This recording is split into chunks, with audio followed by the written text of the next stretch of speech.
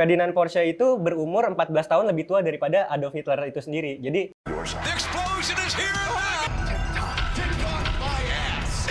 No aggression whatsoever. Triple H can't touch Austin. Austin in the game! Happening biblical contact!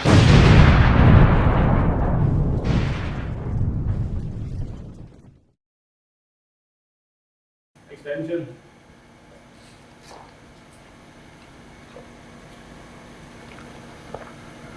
aduh, enak banget nih kopi. Halo, balik lagi bersama gua Demtet di Konspirasi Demtet episode keempat. Sekarang kita nih ada di tempat yang berbeda dari episode sebelumnya karena gua ada di Mari Kopi. Nah, ini tempat ini nih enak banget. Ini lu bisa beli kopi dengan berbagai macam rasa. Kalau lu pecinta kopi, cocoknya di sini. Ini tuh dekornya asik sih. Dekornya kayak ada tanaman-tanaman gitu. Tanamannya namanya apa nih? Monstera. Monstera. Nah, ini namanya tanaman monstera. Katanya sih bukan tanaman murah sih ya. Banyak dan ini nggak cuma satu, ada yang lain-lain yang gua nggak tahu ya. Cuman emang bagus sih untuk dekorasi gitu. Dan di balik dekorasi ini ada anak-anak Luka Taleb juga yang ikut ngeset jadi kayak studio. Padahal ini gue lagi di tempat kopi. Oke, balik lagi ke konten. Konten kali ini pengen ngebahas tentang konspirasi, tapi bukan konspirasi yang soal politik, sosial gitu, enggak kali ya. Kita lebih ke konspirasi tentang industri otomotif. Jadi kalau orang yang pada tahu tentang mobil Porsche, lu kan tahu nih ada tipe 911. Nah, tipe 911 itu banyak banget konspirasi di balik desain mobil itu. Kalau kita ngebahas tentang Porsche 911, pasti kita nggak lepas tentang produsen VW ya. VW, lebih spesifiknya sih VW Beetle, VW apa ya disebutnya ya? VW kodok kalau di sini. Kalau kita ngebahas Porsche 911, kita tidak akan pernah bisa lepas dari keterlibatan Volkswagen Beetle, VW kodok kalau di Indonesia. VW kodok ini adalah inspirasi atau yang menginspirasi kehadiran atau kelahiran Porsche 911. Jadi sebelum ada Porsche 911 tuh ada banyak tipe Porsche yang akhirnya melahirkan generasi 911. Setelah kelahiran VW kodok, itu keluar namanya Porsche 356. 356 itu inspirasinya dari VW kodok. Porsche ini kan produsen dari Jerman yang ditujukan untuk rakyat. Jadi Volkswagen ini artinya adalah mobil rakyat sebenarnya. Jadi dia dijual untuk kalangan-kalangan yang tadinya nggak mampu beli mobil, akhirnya mampu. Sebenarnya mencetuskan VW kodok itu Hitler sendiri. Dia bingung nih mau nyari desainer yang cocok untuk proyek dia ini. Nah, siapa orang yang cocok untuk mendesain mobil rakyat ini? Ferdinand Porsche itu berumur 14 tahun lebih tua daripada Adolf Hitler itu sendiri. Jadi Adolf Hitler ini mengenal dekat Ferdinand Porsche dan ternyata di situs yang gue lihat, situsnya namanya curbsideclassic.com, di situ ditulis bahwa ternyata Hitler menganggap Ferdinand Porsche itu ayahnya sendiri. Jadi sedekat itu dia berdua nih. Akhirnya dia bikinlah project untuk bikin VW kodok itu. Akhirnya terlibatlah si Ferdinand Porsche untuk bikin VW kodok. Di situ kerjasama terus berlangsung tuh.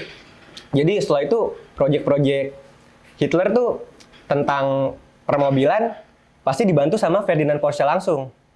Bahkan di sini ditulis kalau di artikel ini ditulis kalau Ferdinand Porsche kalau manggil si Hitler kan kalau rakyat biasa manggilnya Heil mein Führer gitu kan. Kayak langsung hand sign gitu. Kalau Ferdinand Porsche enggak. Dia cuma bilang kayak Guten Tag. Itu cuma kayak hai doang gitu. Halo gitu. Sedekat itu. Dan di sini gue mau ngejelasin setelah itu kan banyak nih tipe-tipe Porsche kan ngeluarin banyak tipe mobil lagi. Jadi si Ferdinand Porsche otomatis sudah orang yang apa ya? Dia tuh akhirnya disokong oleh Hitler untuk buat industri mobil sendiri. Dia mau bikin mobil sport. Jadi apa sih cangkangnya si VW Kodok ini sebenarnya udah sangat mumpuni ya. Jadi mesinnya di belakang, penggerak roda belakang, bodi ringan, tapi karena dia penggerak belakang nih, roda depannya kan istilahnya ringan ya. Jadi setirnya tuh lebih ringan dibanding mobil-mobil yang lain gitu. Karena mobil-mobil yang lain zaman itu kan masih mesin-mesin besar, berat depannya, dan penggerak roda belakang. Jadi ketika lu belok, kayak berat di depan gitu. Kalau VW enggak, cuman kadang bikin buntutnya tuh jadi kayak kelewatan gitu. Jadi rada ngedrift gitu.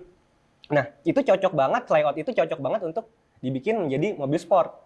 Terciptalah Porsche 356. Setelah 356, jadi itu ada ternyata di konspirasi ini bukan Ferdinand Porsche aja yang buat. Dia mungkin punya kapasitas untuk, dia punya pabrik untuk membuat mobil, tapi secara desain, kalau dari konspirasi yang mau gue jelas ini, ternyata Ferdinand Porsche itu tidak mendesain Porsche 356. Di balik itu ada namanya itu Erwin Komenda. Ini orang jarang nulis tentang dia karena dia tuh udah meninggal setelah 356 ini udah dipasarkan gitu ya. Dan jadi keterlibatan Erwin Komenda ini sebenarnya dari 1931. Dia tuh udah bergabung menjadi desainer Porsche. Jadi dia cuman kayak pegawainya Porsche pada tahun itu. Dia menjadi chief engineer dari Porsche itu sejak tahun 1955 dan 1966. Habis itu dia terlibat juga dalam pembuatan Porsche 356, lalu 550 Speedster, lalu 904 dan akhirnya 911. Ferdinand Porsche senior sendiri ngasih penghargaan, maksudnya itu kan mobil laku ya dan sukses besar di kalangan petrolhead ya. Jadi bener-bener anjir nih, ini mobil sport nih. Dia sebenarnya pencetus mobil sport yang bisa dimiliki untuk publik tuh pertama kali sebenarnya Porsche 356 menurut gua ya. Karena itu bener-bener masif. Laku lah gitu ya.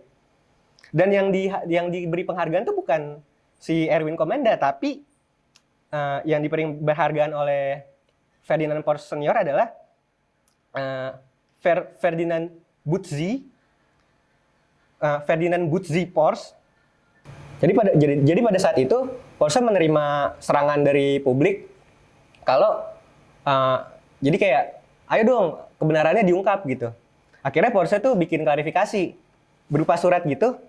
Cuman klarifikasi tentang iya si Erwin ini udah meninggal, tapi sebelum meninggal dia kayak menghibahkan karya-karyanya dia ke Ferdinand Porsche. Jadi apa konspirasinya? Erwin Komenda, hubungan konspirasi antara Erwin Komenda ini dengan Porsche. Jahatnya Porsche sih menurut gua karena di surat klarifikasinya Porsche ini dia meninggal tahun 66. Tapi Erwin Komenda ini udah ngilang dari tahun 1965. Cuman setelah diserang oleh publik pada tahun 65, ini mana nih desainernya gitu ya. Sementara mobil udah keluar kan. Terus baru dia diklarifikasi. Cuman diklarifikasi tahun 66. Ketika orang itu udah meninggal. Dan gue nyari di mana-mana pun kayaknya nggak ada. Matinya kenapa? Jadi banyak pertanyaan dari kita tuh, matinya kenapa gitu? Maksudnya apakah sakit? Atau apakah kecelakaan gitu ya? Nggak ada. Karena di hampir semua website itu bilangnya dia tuh emang tiba-tiba lenyap. Tiba-tiba tidak ada gitu.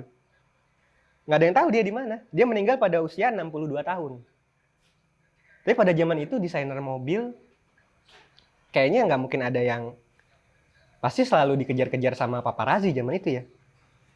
Karena 356 adalah suatu pinnacle of otomotif zaman dulu ya, pinnacle of sports car zaman dulu. Jadi kalau desainernya istilahnya yang menginspirasi terjadinya desain itu tuh hilang, pasti kan langsung nyariin gitu. Dan bener, masyarakat Jerman pada zamannya nyariin dia. Sampai-sampai Porsche harus bikin surat klarifikasi. Cuman surat klarifikasinya itu, ya menurut gue malah jadi semakin dalam. Jadinya ini orang malah Ini orang sebenarnya udah ngilang dari setahun yang lalu gitu. Cuman kenapa baru sekarang gitu. Tanggalnya kenapa 66. Jadi kayak lu kalau misalnya ngelihat Porsche jenis-jenis baru masih sebutnya 911 walaupun udah 94, 96, 96 berapa gitu yang Carrera baru. Itu tetap aja disebutnya 911 gitu. Cuman di konspirasi kali ini gue menarik kesimpulan kalau yaitu si Ferdinand Porsche itu dekat dengan Hitler. Lu bayangin aja kalau lu dekat sama orang se-powerful Hitler pada zamannya gitu. Ferdinand Porsche kan orang yang ambisius menurut gue ya. Zaman itu dia walaupun sudah menjadi petinggi Volkswagen, dia tetap berambisi untuk bikin brand sendiri. Mobil sport yang segmented banget gitu. Jadi menurut gue orang yang ambisius dan orang yang punya power ketika digabung itu akan menjadi bahaya sih menurut gue untuk orang-orang biasa ya. Jadi udah bisa ngilangin orang ke semacam halnya ini nih si Erwin Komenda. Jadi gitu aja sih naas hidupnya, hilang gitu aja di telan bumi. Kita nggak bisa bilang ini fakta karena itu ngoreknya apa ya, miss-nya itu cuma dari surat edaran dari Porsche aja gitu. Dia setahun kelewatan meninggalnya. Jadi dia meninggalnya tahun 65, suratnya baru beredar tahun 66. Itu doang sih. Karena orangnya juga udah nggak ada, kita nggak bisa nyari tahu bukti-buktinya gitu. Indonesia sekarang kan yang kita kenal sebagai petrolhead dari dulu nih lagi sering make mondar-mandir tuh 356. Itu bikin gue langsung flashback, ini 356 kayaknya pernah ada konspirasi deh. Itu dari orang-orang yang suka ada di timeline Instagram tuh gue suka lihat 356 cakep ya, bilang. Cuman ini kan gue sempat baca gitu. Ada artikel lama gitu ya. Yang gue baca dan gue langsung kayak ke-trigger gitu. Wah, ini sebenarnya mobil ini kan mobil tua yang masih disukai sama kalangan-kalangan sekarang gitu. Bahkan sekarang di Indonesia rame. Bahkan ada yang bikin kit car-nya istilahnya kan. Kit car-nya aja mahal sekarang. Cuman di balik itu ternyata ada desainer yang dibungkam. Gue nggak menyalahkan mereka yang suka karena mobil itu emang keren. Jadi intinya sih mobilnya nggak salah.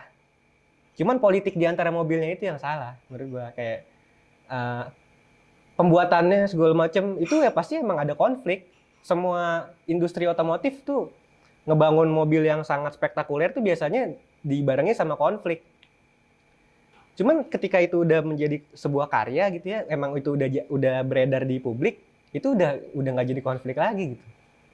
Mobil itu udah terlanjur lahir, lu nggak bisa bilang mobil itu, kalau kita bilang ada anak kecil yang udah lahir ke bumi, kita nggak bisa bilang anak itu anak haram. Anak itu suci, orang tuanya yang haram. Intinya gitu.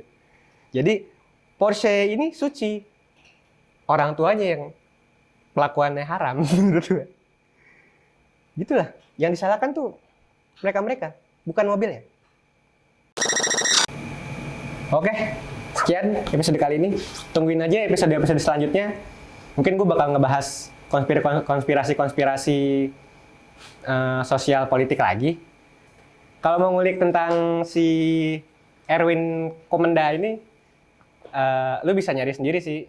Ya balik lagi yang gue bilang, nyari aja di Google. Kalau di Google mah udah pasti nyatutnya ke Wikipedia lagi gitu.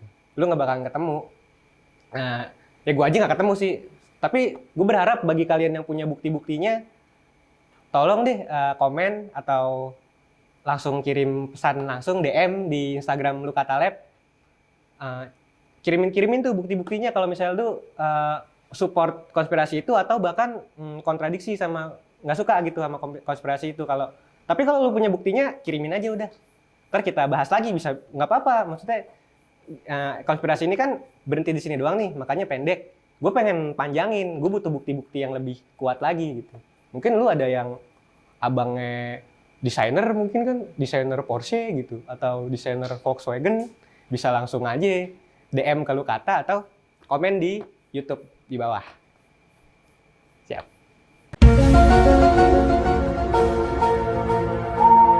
Bye.